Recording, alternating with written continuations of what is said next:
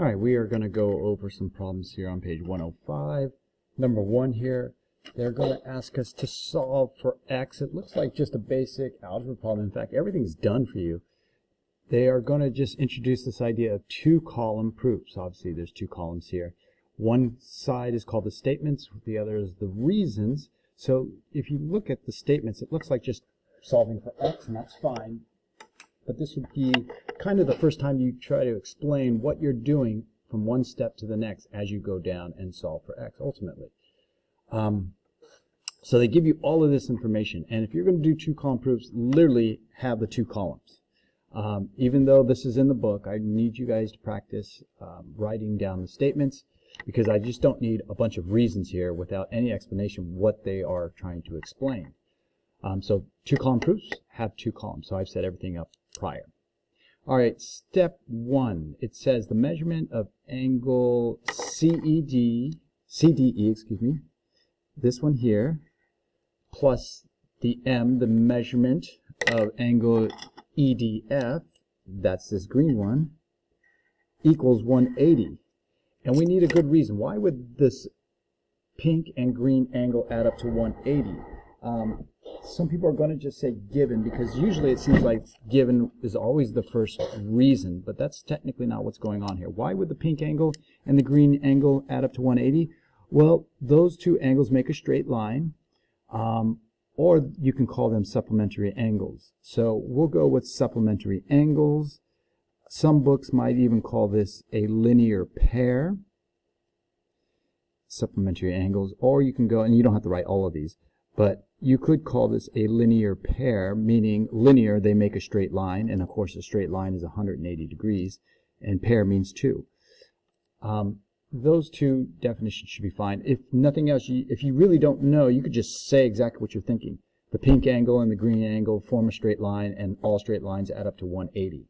That's really wordy, so I'm just going to go supplementary angles. Now from there, step 2. Now what happened between step 1 and step 2? All of a sudden, this angle CDE turns into x. CDE here turns into x. The green angle EDF turns into 3x plus 20. Whenever you replace information, this is called substitution property. All right. Then from here, it's just look at the algebra here. You don't even have to look at this picture of the figure anymore, because the geometry part is pretty much done. It's just what did they do from step 2 to step 3. It looks like x plus 3x plus 20 is 180. Now it's 4x. So it clearly looks like this and this got added together and it's 4x. And you would think it's addition property, but addition property is wrong. So don't put addition property. Addition property implies that you added something to the left side of the equal sign and also something to the right side, but 180 on the right never changed. So you didn't really add anything to both sides of the equal sign. So what happens when you just add the x and the 3x, which are on the same side? This is called simplify. Or some teachers or some answer keys might say adding like terms, and the terms being x. Oh, my pen is running out of juice here. Adding like terms. Okay, and then step 3 to step 4, 4x plus 20, all of a sudden the 20's gone, it's got moved to the other side. Well, you'd have to subtract it, so that's subtraction property. And then between step 4 and step 5, 4x is equal to 160. Now the 4 is gone and it's equal to 40. Well, in order to get rid of that 4, division property, you divide it by 4. All right, and this is an example of two-column proof. Let's go to the next problem. All right, here's number 2, another two-column proofs. Again, I set it up where everything, you have to have both columns here. Don't just give me one column as your answer. When we practice this, it's a little tedious. Solving for n doesn't seem like it'd be hard, but you need to get in this mode of two-column proofs and spending the time showing the work. Okay, first thing it says is xz, this yellow portion, plus zy equals xy. Now, why can you go yellow plus green equals all the way across? Well, those are segments, and this is called segment addition property. you are adding two segments. Segment addition property. Now this is a geometry concept from chapter 1, but so you got to remember stuff from the previous chapter. Suddenly the yellow, the xz turns into 3n, the zy turns into 3n here. Oh, I'm sorry, this is 3n plus 4. And then the xy turns into 42. Where do they get the 42? It's from the given here. And that is simply substitution. You just replace the geometric concepts with the algebra numbers. Then this 3 parentheses n plus 4 turns into 3n plus 12. When you do this multiplication, that is called division property. Excuse me, distributive property. Distributive property. All right, let's take a look, see between step 3 and step 4 here. It looks like 3n and 3n became 6n. And so you would think it's addition, but nothing changed on this side of the equal sign. So this is actually adding like terms or simplify. Addition property would have changed the number 42. Looks like the 12 went away, and the only way to get rid of that 12 is by subtracting. Subtraction property.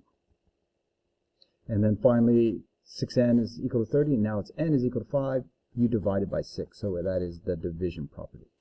Okay, steps 3 on should be pretty easy because it's just your basic algebra, but now you're going to have to bring in some old material from the geometry. Add this segment plus this segment equals the entire segment. That's segment addition. Okay, here is number 27. It says, of course, it's a two-column proof here. It says C is the midpoint of AD. Now, why is C the midpoint of AD? Well, it's right here in the given. It just flat out gave it to us. C is the midpoint of AD, so step 1 here will be given. Now, if you're in the middle of a segment, that means you split the segment into two equal parts. The left is equal to the right, and that's what step 2 says. AC, the left, is equal to CD, the right. And the way we're going to say this is we can spell it out in a complete sentence. Since point C is the midpoint, it makes segment AC equal to CD, or we're just going to go DEF, which stands for definition of a midpoint. We were told in the previous step that we had a midpoint. Well, what does a midpoint do? It creates two equal portions, equal segments. And so we're going to go definition. That's short for definition. DEF, definition of a midpoint. All right. Then we take the geometry concepts and substitute in the algebra stuff, and that's substitution. From substitution, we go to step 4. It looks like 4x, 2x. It looks like this 2x got moved over here, and when you do that, that's subtraction. You subtracted 2x to both sides. And then the final step is, looks like division property to get rid of that 2. All right. So we use this new concept here of definition of a midpoint. You were told there's a midpoint. Well, what does a midpoint do? It makes AC equal to CD. Go ahead and just use definition of a midpoint.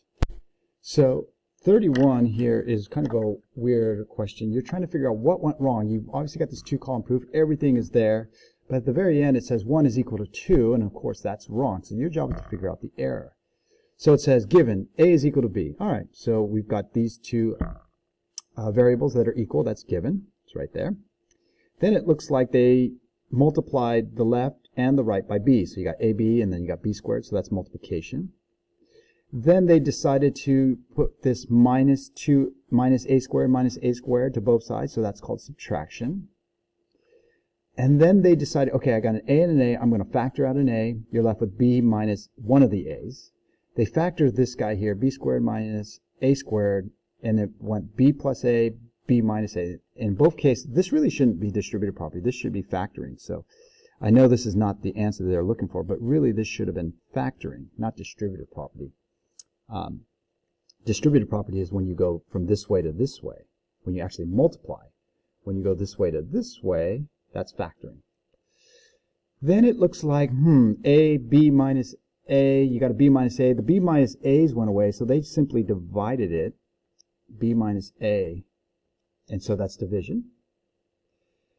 Then you have A is equal to B plus A because there's the B plus A. Then they just replace this b with an a because a is equal to b, or b is equal to a. So they did a substitution.